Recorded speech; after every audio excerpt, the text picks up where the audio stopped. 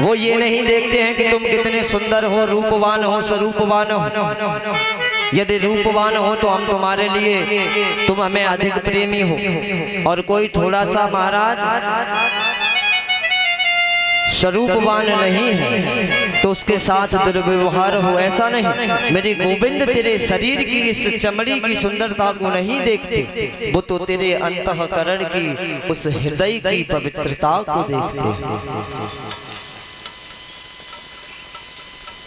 जब ये हृदय पवित्र होगा तब कहीं जाकर के मेरे प्यारे हमारे इस मन से और हमारे इस हृदय से उस गोविंद के प्रति स्नेह बढ़ेगा। और महाराज जब मेरे गोविंद कृपा करते हैं, जब हम कोई कार्य करते हैं तो उसके पीछे कोई ना कोई कारण अवश्य होता है, लेकिन जिस समय मेरे गोविंद कृपा करते हैं तो वो अकारण ही, यानी जिसका कोई कारण नहीं होता है और अचानक से ही कृपा कर देते हैं। इसीलिए मेरे गोविंद का एक नाम अकारण करुणा वरुणालय पड़ा, जो बिना किसी बात के ही तुझे सर्व सुख संपन्न कर देते हैं। और आज के समय में तो महाराज एक माँ के दो सगे बेटे हों, एक माँ के दो सगे बेटे हों, उनमें भी आपस में नहीं बनती। कुछ गलत फहमियां क्या उत्पन्न हो गई महाराज कि एक भाई ही अपने सगे भाई के खून का प्यासा बन जाता है।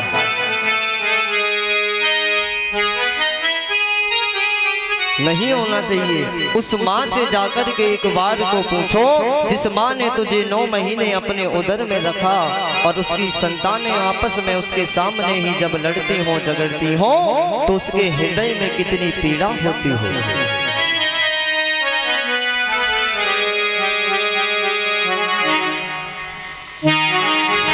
भाई मैंने उस दिन कहा था कितना भी हमारा मन मुटाव हो जाए, एक हम शत्रु की भांति रहने लगे, लेकिन जब कोई बाहर का व्यक्ति आपसे टकराने की कोशिश करे तो हमें उस समय एक हो जाना चाहिए। यदि हम अलग अलग रहेंगे तो महाराज हमें कोई भी तोड़ सकता है, और जब हम एक साथ मिलकर रहेंगे, एकजुट होकर के रहेंगे मेरे प्यारे, तो किसी की मजाल नहीं है जो तुम्हें तोड़ सके, अलग कर सके।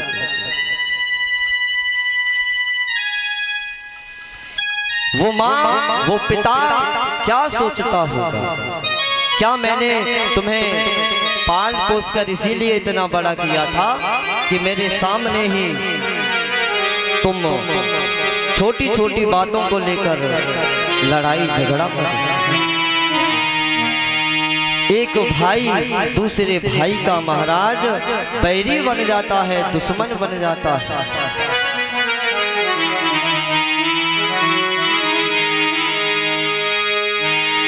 आज का जमाना महाराज बहुत विचित्र है। यदि किसी ने थोड़ी सी भी बात बोल दी तो उसका बुरा तुरंत मान जाते हैं।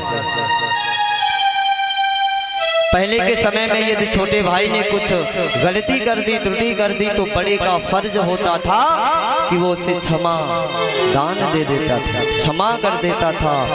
हे भाई जो हुआ सो हुआ, लेकिन अब आगे से ऐसी गलती नहीं होगी।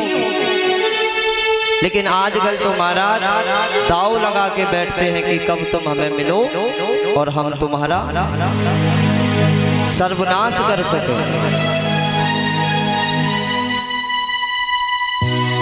यदि महाराज सामने वाला व्यक्ति तुम्हारे हाथ जोड़ रहा है, तुमसे विनम्र निवेदन कर रहा है, बार बार झुक रहा है, तो इसका मतलब ये नहीं कि वो तुमसे कमजोर है या तुमसे डरता है।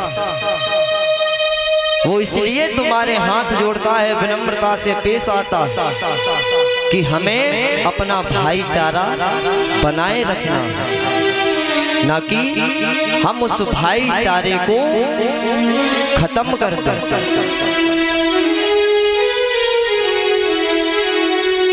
कि क्षमा बढ़ने को चाहिए और छोटन को अपराध, और क्षमा बढ़ने को चाहिए और छोटन को अपराध।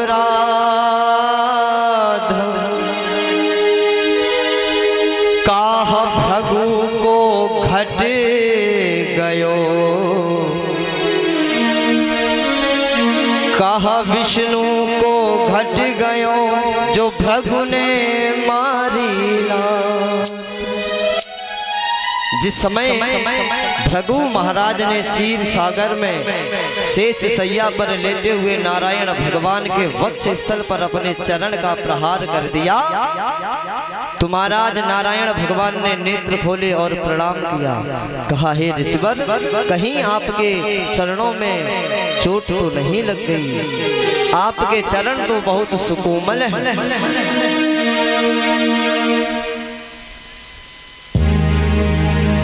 नारायण भगवान किससे कम है महाराज? सोचने वाली बात। सर्व संपन्न है। यदि वो अपनी भौं का एक बाल यदि तिरछा कर दे मेरे प्यारे, तो इस संसार सागर में प्रलय हो सकती है। लेकिन जिस समय भृगु महाराज ने चरण का प्रहार किया उनके वक्ष स्थल पर, तो उन्होंने क्रोध नहीं किया, ना ही कुछ कहा, उल्टी क्षमा याचना स्वयं की। और बड़ी का महाराज फर्ज भी यही बनता है कि यदि छोटे भाई से कुछ त्रुटि हो जाए तो उसे क्षमा कर देना चाहिए।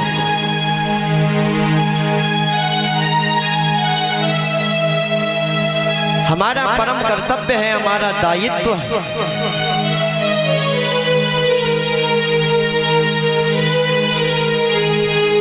जो हमारे मन में गलत फहमियां पनप रही हैं उनको निकाल करके बाहर फेंक दीजिए, तभी जाकर के हमारे इस शरीर का कल्याण होगा।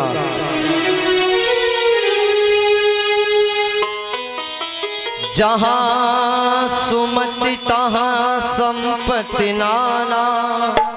जहां महाराज जिस घर के अंदर सुमति यानी सभी परिवार के सदस्य एकता के साथ प्रेम के साथ निवास करते हैं, उसी जगह पर महाराज अनन्य रूपों के माध्यम से लक्ष्मी का आगमन होता है, संचित होती है। कि जहां सुमति तहां संपत्ति नाना, और जहां कुमति तहां विपत्ति। जिस जगह पर महाराज फूट पड़ जाती है, उस घर में महाराज विपत्तियों का पहाड़ टूट पड़ता है। हमें हमेशा अपने घर के अंदर प्रेम भाव से रहना चाहिए। कभी भी एक दूसरे से जलन ना रखें, ईर्ष्या ना रखें, किसी की निंदा ना करें। यदि हम दूसरे व्यक्ति से जलते हैं तो महाराज उसका तो कुछ नहीं बिगड़ता, तुम्हारा सब बिगड़ जाता। कि चिंता चिता से बढ़कर है और घुन समान लग जाती है, और मुर्दे को चिता जलाती है, जिंदे को चिंता खा जाती है। जलन करोगे, ईर्ष्या करोगे,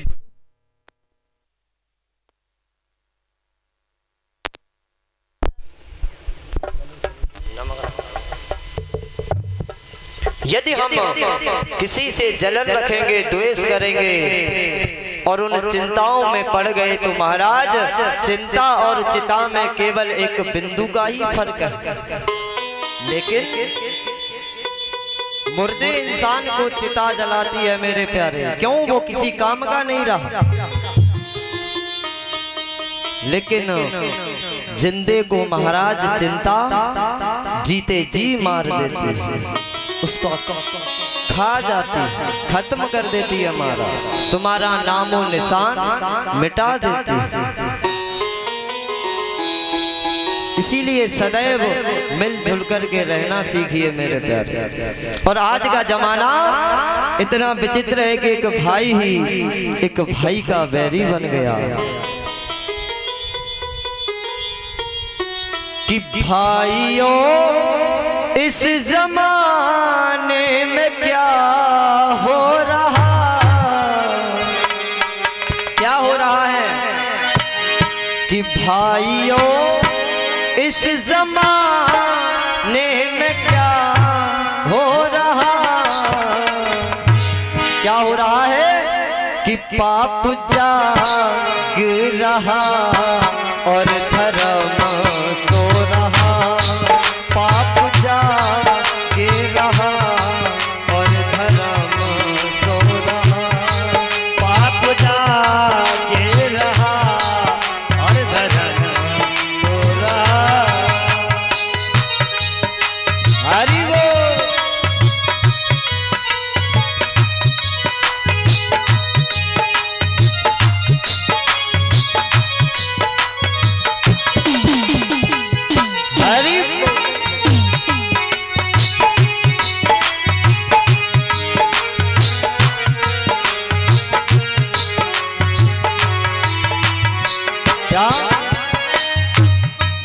इस जमाने में हे माधव ये पता नहीं है कि क्या हो रहा है।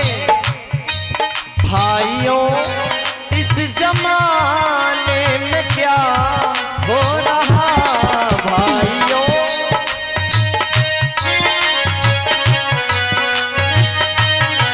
भाइयों इस जमाने में क्या हो रहा, पाप जाग रहा और धर्म सो रहा, पाप जाग रहा और धर्म सो रहा। हरि बोल।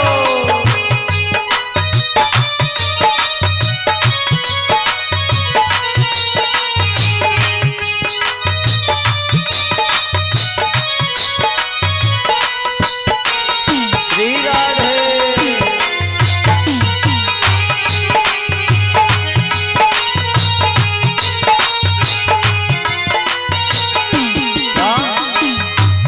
अब महाराज देखना, एक माँ के दो सगे बेटे हो, भाई भाई के कैसे न दुश्मन बने,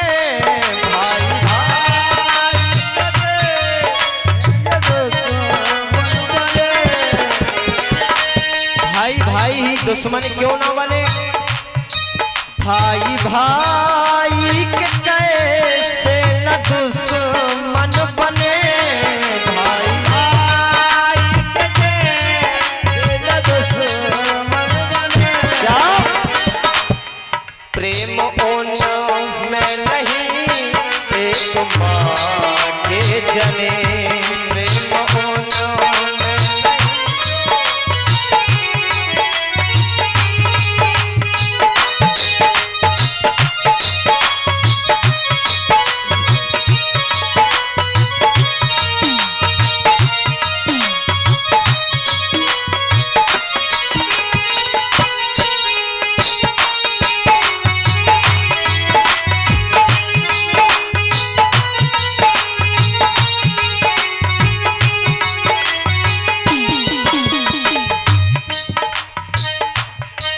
मतलब के लिए सब बात करें, मतलब सब बात करें। चलिए देखा होगा, यदि मेरा आपसे कोई स्वार्थ है, कोई मतलब है, तब तो हम तुम्हारे पास आएंगे, और हमारा कोई स्वार्थ नहीं है, मतलब नहीं है, तो हम आपके पास जाने वाले नहीं है। मतलब के लिए सब बात करे मतलब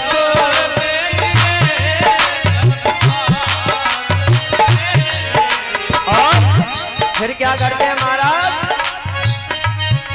पहले प्यार करें पीछे घात करें, पहले प्यार करें महाराज किसी की बातों में मत आ जाना।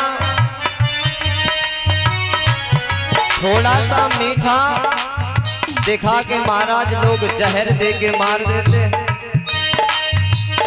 हो मतलब के लिए सब बात करें मतलब के लिए सब बात करें और पहले प्यार करें पीछे घात करें, पहले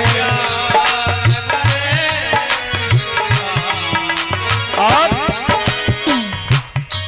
मानव ही आज अपनी मानवता खो रहा, मानव ही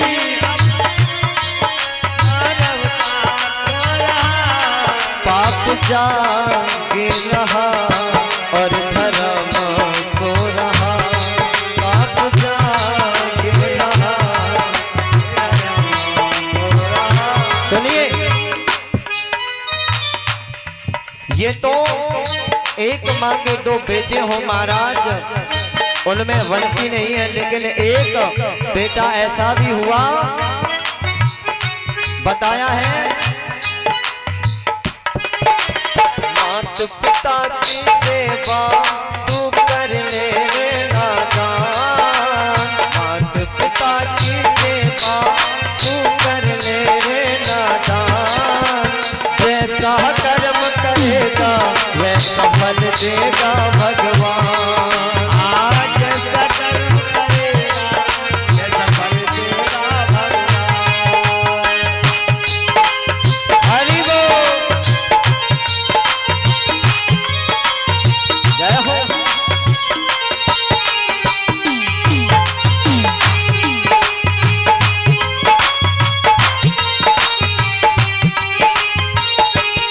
इसीलिए कहता हूँ महाराज कि अपने माँ बाप की सेवा किया करो, और जब सेवा करोगे महाराज मेवा तब ही मिलेगी, फोकट में नहीं मिलती। और जैसे कर्म करोगे वैसा ही फल भी भोगना पड़ेगा।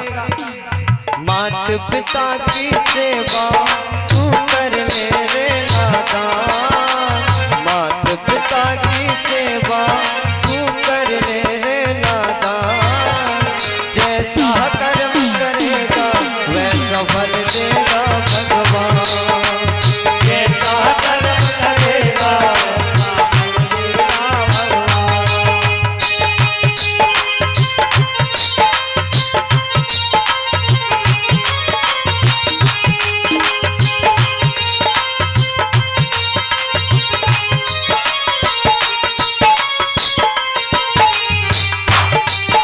हरि बोल।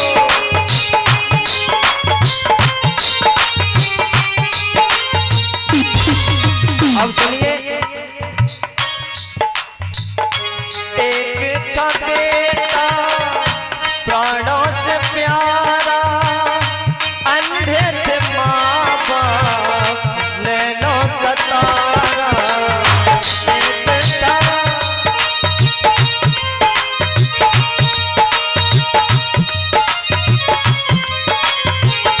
नैनों का तारा। सुनिए, कौन था महाराज? शब्दों को परखे।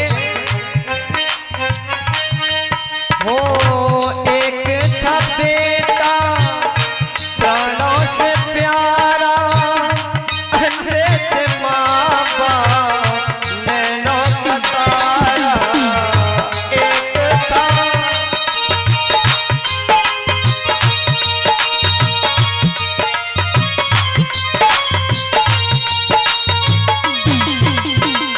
कौन था महाराज? वो श्रवण कुमार, वो भी तो एक बेटा था। आजकल हम चाहते तो ये हैं, बल्कि आजकल चाहते तो ये हैं कि हमें राम जैसा, ध्रुव जैसा, प्रहलाद जैसा, कृष्ण जैसा बेटा मिल जाए। चाहते हो कि नहीं? चाहते हो तो हाथ उठाओ, उठाओ। कौन कौन चाहता है कि राम कृष्ण जैसी हमारी संतान हो? चाहते हो? कभी दशरथ या कौशल्या बनने की कोशिश की? नहीं की। तुम्हें दशरथ बनने में देर लगेगी, तुम्हें कौशल्या का आचरण धारण करने में देर लगेगी, लेकिन उसे आने में देर नहीं लगेगी। जब तुम अपने आप को दशरथ और कौशल्या नहीं बना सकते और महाराज कैसेट देखोगी लुक्का की, तो आस छोड़ दो कि तुम्हारी संतान सभ्य और सुशील निकलेगी। कैसेट देखोगी लुक्का की तो फिर महाराज औलाद भी फुक्का ही निकलेगी। इसीलिए हरि बोल।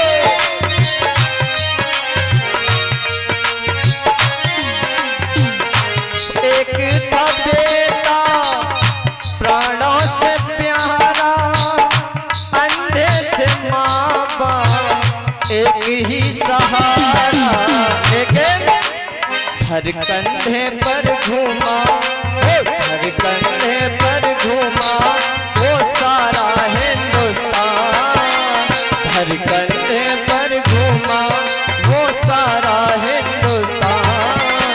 जैसा कर्म करेगा वैसा फल देगा भगवान, वो जैसा कर्म करेगा वैसा फल देगा भगवान। वो जैसा कर्म करेगा वैसा फल देगा भगवान। वो जैसा कर्म करेगा वैसा फल देगा भगवान।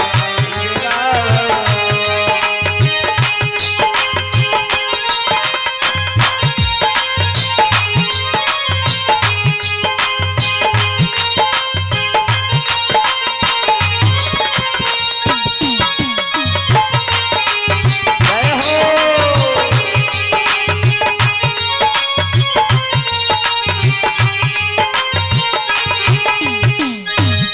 क्या बोलना पड़ेगा? राधे राधे, जोर से बोलना पड़ेगा, राधे राधे, और जोर से, राधे राधे। इतनी जोर से बोले महाराज कि जो लोग अभी तक अपने घरों से निकल कर नहीं आए हैं उनके कानों तक आवाज पहुंचे और वो भी इस कथा पंडाल में आने के लिए विवश हो जाए।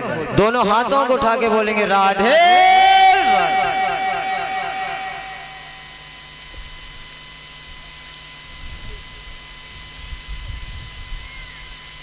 कल मैंने कथा को किस जगह पे विराम दिया था? हाँ जी, बस दूसरे कथावाचकों में और हम में यही फर्क है। हम महाराज ढीला नहीं छोड़ते, खींच के रखते। हाँ जी, बताएगा कोई? मैया आप बताओ। एक बार मैं चाहूंगा कि हमारी परीक्षितानी जी के लिए जोरदार तालियां बजाएंगे सभी लोग। इसका मतलब ध्यान से श्रवण करती हैं आप। मैया रुक्मिणी और भगवान कृष्ण के विवाह का आप सभी लोगों ने सुंदर झांकियों के द्वारा उनके विवाह का दर्शन किया, दीदार किया। आज सप्तम दिवस की पावनमयी पुण्यमयी वेला में राजा परीक्षित ने एक पुष्प लिया और भागवत जी को अर्पण किया और दोनों हाथ जोड़कर सुखदेव भगवान से कहा, हे प्रभु आप मुझे शीघ्र यह हरि नाम अमृत पिलाने की कृपा करें। आज 7वां दिवस है और मुझे श्रृंगी ऋषि का श्राप भी यही है कि 7वें दिन वही मरा हुआ सर्प तक्षक का रूप लेकर के डसेगा और मेरा प्राणांत हो जाएगा। इसलिए हे प्रभु आज 7वां ही दिन है, पता नहीं वो कब तक्षक आ जाए और मुझे डसे, मेरा प्राणांत हो जाए, कहीं ये मुझसे हरि नाम अमृत छूट ना जाए। तो भगवान सुखदेव ने कहा, हे राजन आपका जो मन और हृदय इतना पवित्र है, प्रभु के प्रति समर्पित भाव देख करके मेरा मन गदगद हो गया। आप परेशान ना हो, हम आपको श्रवण कराएंगे। तो राजा परीक्षित ने प्रश्न किया, कहा हे प्रभु, आपने मुझे भगवान के विवाह तो वैसे बताए गए 16,108, आपने तो अभी मुझे एक ही बताया, रुक्मिणी मैया के साथ हुआ। बोले हाँ, तो भगवान का अगर प्रथम विवाह रुक्मिणी मैया के साथ हुआ तो द्वितीय विवाह किनके साथ हुआ? तो सुखदेव भगवान ने कहा, हे राजन सुनिए, जब भगवान रुक्मिणी मैया को विदर्भ देश से लेकर अपनी नगरी द्वारका में पहुंचे तो ब्रह्मदेव ब्रह्मलोक से आकर विवाह का कार्य वैदिक रीति के साथ संपन्न कराते। साखोच्चार होता है, वेद मंत्रों का पाठ होता है और सप्तपदी सप्तवचन, उसके पश्चात महाराज सप्त फेरे पढ़ते हैं। विधि विधान के द्वारा प्रथम विवाह मेरे गोविंद का रुक्मिणी मैया के साथ होता है। प्रेम से बोलिए गोविंद भगवान की, बोलिए बांके बिहारी लाल की जय। जय श्री राधे।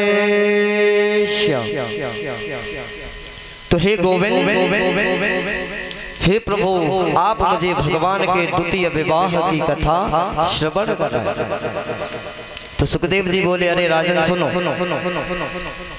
भगवान का प्रथम विवाह तो रुक्मिणी मैया के साथ हुआ, लेकिन दूसरा विवाह भगवान का जामवंत की पुत्री जामवंती के साथ होता। किसके साथ होता है? जामवंती के साथ। ये वही जामवंत जी है महाराज जो त्रेता युग में थे,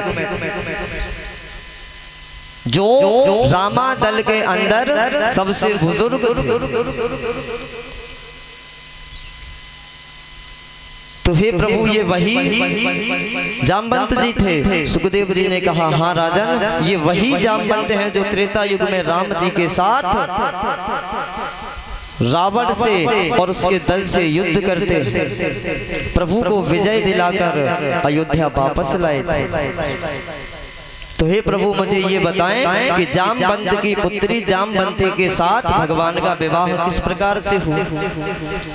तो भगवान सुखदेव कहने लगे, हे राजन सुनो, भगवान का तीसरा विवाह सत्यजित की पुत्री सत्यभामा के साथ हुआ। तो बोले, ये सत्यजित कौन? तो भगवान ने कहा, हे राजन, भगवान की द्वारका नगरी में ही एक सत्यजित नामक व्यक्ति रहता था। उसके पास एक स्यमंतक नामक मणि थी जो उसे सूर्य देव ने दी थी, जो महाराज उसे प्रतिदिन 40 भार सोना प्रदान करती थी। तो जब भगवान कन्हैया को ये पता लगा कि हमारे राज्य में सत्यजित के पास एक मणि है जो प्रतिदिन 40 भार सोना देती है, यदि वह मणि हमें मिल जाए तो हमारे राज्य को उसका बढ़ावा होगा, जिससे हमारे इस प्रांत के, इस देश के रहने वाले लोगों के भलाई के कार्य में लगेगा। तो उन्होंने सत्यजित से कहा कि हे सत्यजित, ये मणि मुझे दे दो। तो उसने मना कर दिया। जब मना किया तो गोविंद चुपचाप चले आए। एक दिन होता क्या कि इसका भाई था छोटा प्रसेन, वहां वो चुपचाप मणि लेकर रात्रि के समय शिकार करने के लिए चला जाता। और जब महाराज जंगल में पहुंचा तो जैसे ही उसने अपना धनुष पर महाराज बाण को चढ़ाया और निशाना लगाया, एक जीव पर इधर वहां उस पर घात लगा रहा है और पीछे से महाराज शेर ने उस प्रसेन पर घात लगा रखी। इधर से प्रसेन ने अपना बाण छोड़ा, वो जाकर के एक हिरन में लगा और उधर से छलांग महाराज उस शेर ने लगाई, प्रसेन को मार दिया। ये दृश्य जामवंत जी महाराज देख रहे थे। तो जामवंत जी महाराज ने उस शेर को मार डाला और वह मणि लेकर अपनी गुफा में जाते हैं जो उन्होंने अपनी कन्या को दे दी। अब ये नगर में ढिंढोरा पिट गया कि महाराज मणि भी गायब है और हमारा भाई भी गायब है। सत्यराजित ने ऐसा ढिंढोरा पिटवा दिया कि एक दिन कृष्ण मेरे पास आया था, कहा था कि मुझे अपनी मणि दे दो। मैंने मना कर दिया तो इसने मेरे भाई का अपहरण कर लिया और मेरी मणि भी ले ली। झूठा आरोप लगा दिया।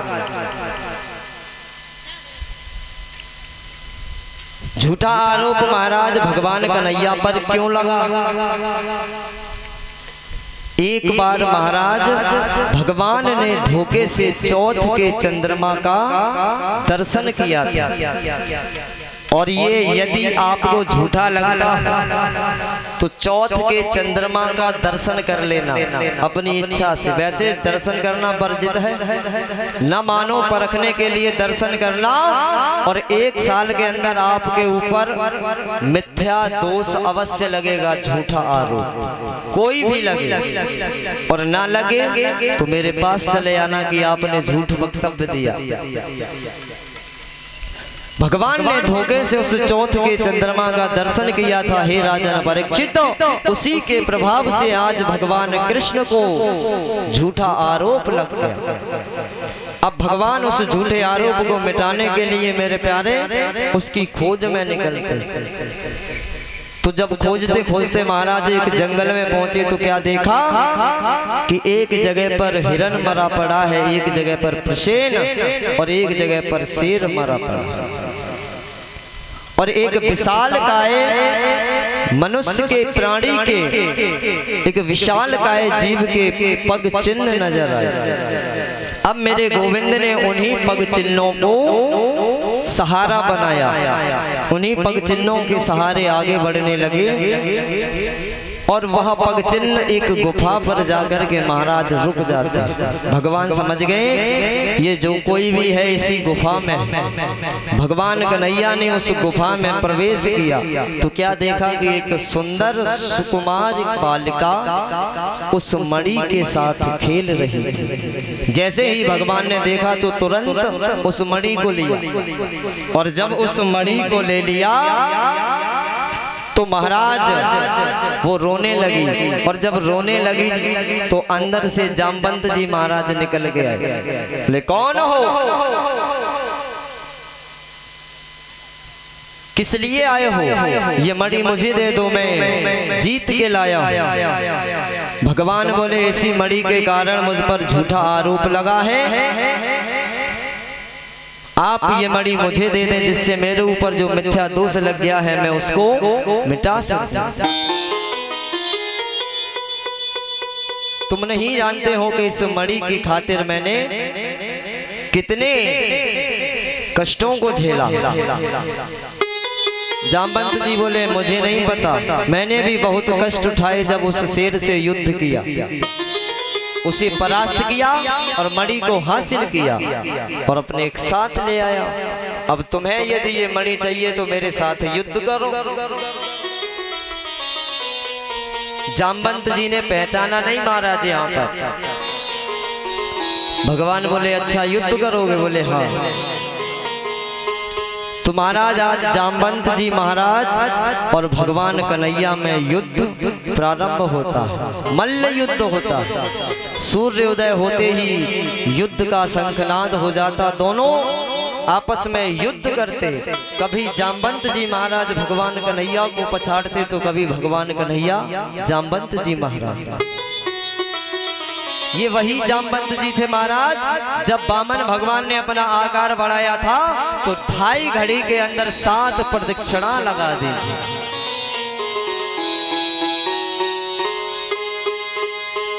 आज महाराज युद्ध होते होते 27 दिन बीत गए। भगवान बोले अभी जामवंत समझ नहीं पाए। जैसे ही 28वां दिन हुआ तो भगवान कन्हैया ने एक मुष्टिक का प्रहार किया और जैसे ही उस मुष्टिक को जामवंत जी को मारा तो उनके मुख से रुधिर की धार बहने लगी। और जब खून निकला तो वैसे ही समझ गए, बुद्धि चेतना को पहुंची। दोनों हाथ जोड़े कहा, हे प्रभु, आपको पहचानने में मुझसे बहुत बड़ी भूल हुई, क्षमा करें, मैंने अनजाने में आप पर हाथ उठाया। भगवान बोले, अनजाने में नहीं, याद करो, मैं तुम्हें वचन दे के आया था। जिस समय त्रेता युग में भगवान राम रावण पर विजय प्राप्त करके अयोध्या को वापस आए और कुछ समय पश्चात जब अपने धाम को जाने लगे तो सभी को कुछ न कुछ दिया, किसी को कुछ। जामवंत जी महाराज अकेले खड़े। जामवंत जी का नंबर आया तो भगवान राम ने कहा, मांगो, क्या मांगते हो? बोले, प्रभु, हमारे तन की खुजली दूर नहीं हुई। बोले, मतलब? बोले, युद्ध तो बहुत हुआ, लेकिन मेरी बराबरी के योद्धा 2 ही थे इस संसार में। बोले, कौन?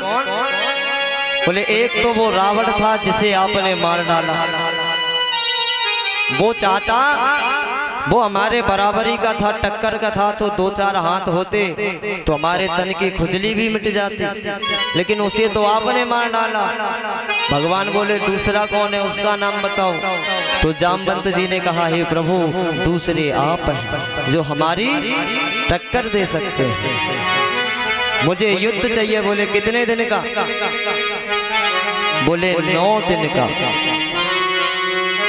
भगवान ने कहा, अभी तो मेरे पास समय नहीं है, लेकिन आने वाले समय में जब मैं द्वापर युग में कृष्ण अवतार लूंगा, उस समय मैं तुमसे युद्ध अवश्य करूंगा। और ये नियम होता है महाराज, यदि हम किसी को कोई चीज देने का वादा करते हैं और उस वस्तु को यदि शीघ्र नहीं देते तो 3 गुना देने के पश्चात भी हम ऋणी नहीं होते। आज मेरे गोविंद ने उस समय 9 दिन का उन्होंने मांगा था तो कहा था, नहीं, हमें आने में विलंब होगा, इसलिए 9 नहीं, हम तुम्हें 27 दिन का युद्ध देते हैं। तो इसीलिए मेरे गोविंद ने 27 दिन युद्ध किया, 28वें दिन उन्हें याद दिलाया।